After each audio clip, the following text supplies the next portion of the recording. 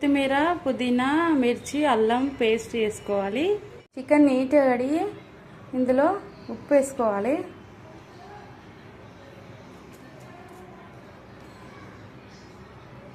ఒక్క స్పూన్ ఉప్పు వేసుకోవాలి.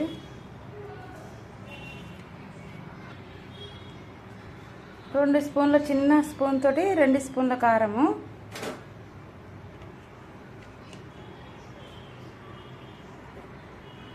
ఇప్పుడు పసుపు వేసుకుందాము స్పూను.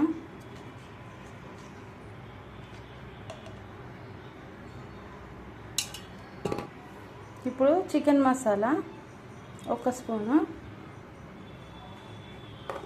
1 స్పూన్ ఏమో ధనియాలు, జీలకర్ర అవన్నీ గ్రైండ్ చేసుకున్నది, మసాలా దినుసులు గ్రైండ్ చేసుకున్నది 1 స్పూను. కావాలంటే ఇంకా కొంచెం కూడా వేసుకోవచ్చు. ఇందులో నేను ఇప్పటిదాకా అల్లం వేసేసుకున్నాను, అందుకే ఇందులో వేసుకుంటలేను. ఇప్పుడు ఈ పేస్ట్ ఇందులో వేసుకోవాలి. ఇందులో మిర్చి, అల్లం, ఇప్పటిదాకా అల్లం, మిర్చి, పుదీనా, కొత్తిమీర పేస్ట్ వేసుకున్నాం కదా, అది కూడా వేసుకోవాలి. ఇప్పుడు ఇందులో పెరుగు వేసుకోవాలి.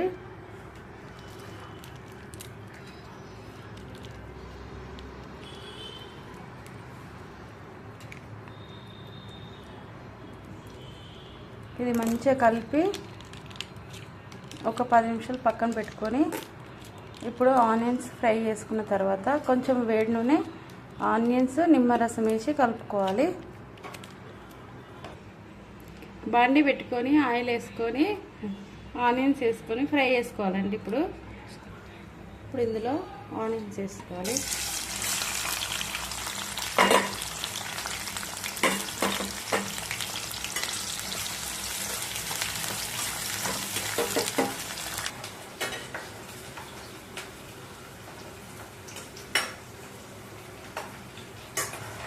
ఇందులో నిమ్మరసం కూడా వేసుకోవాలి. ఇప్పుడు ఆనియన్స్ ఫ్రై చేస్తున్నా కదా, అవి కూడా ఇందులో వేసేసుకొని కలిపేసుకొని పక్కన పెట్టుకొని,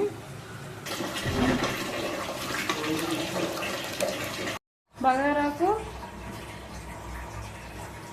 సాజీరా, ఇలాచి, లవంగాలు,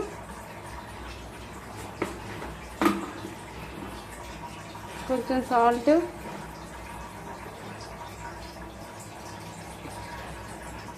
కొంచెం ఆయిల్ వేసుకొని స్టవ్ ఆన్ చేసుకొని రైస్ ఉడికిన తర్వాత చేసుకోవాలి. ఇప్పుడు రైస్ వేసుకుందాము.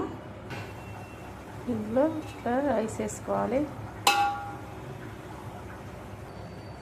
ఇలా వేసేసుకోవాలి. రైస్ తగినంత వేసుకొని పైకి కొంచెం చికెన్ వేసుకొని ఆనియన్స్ వేసుకోవాలి.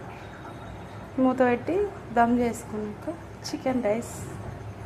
ఇప్పుడు దీనిపైన కొంచెం అంత చికెన్ వేసుకున్నాము.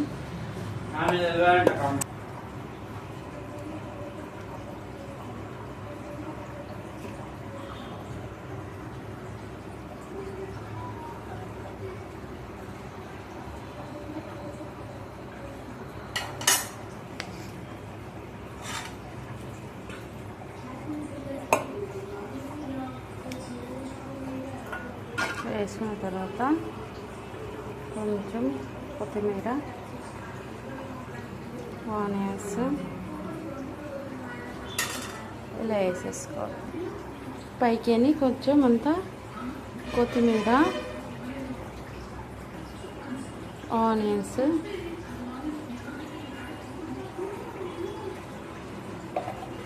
కొంచెం నెయ్యి,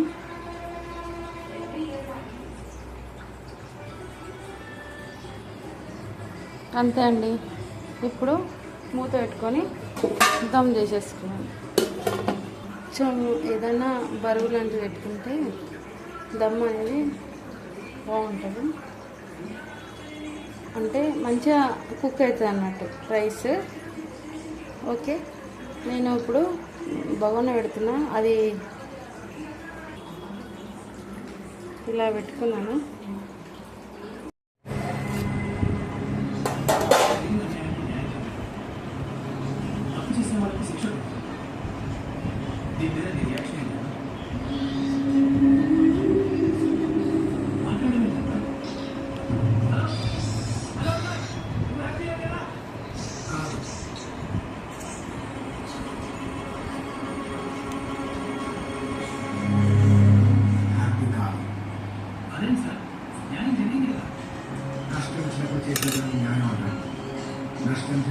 చేసే దాన్ని సానుభూతి